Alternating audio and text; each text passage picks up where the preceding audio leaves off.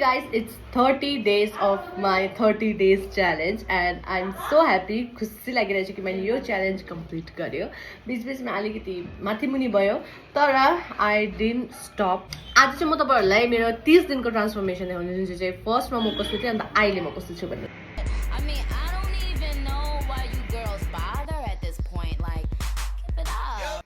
त्यो चाहिँ मेरो अब एउटा कम्प्लिट जर्नीको ट्रान्जिसन हैन कि एक महिनामा 30 दिनमा त वेट लुज गर्न सक्दैन हैन.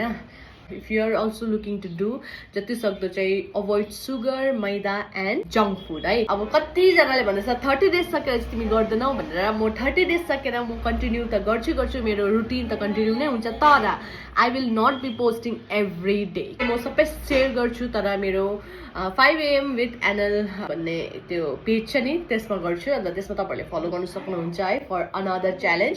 त्यसमा हाल्छु डेली अपडेट. अब अहिले 30 डेज सकेर चाहिँ च्यालेन्ज भन्ने कुरा चाहिँ अलिक दिन बाद गर्छु म. Thank you for watching and thank you so much for supporting me throughout this journey, keeping me motivated.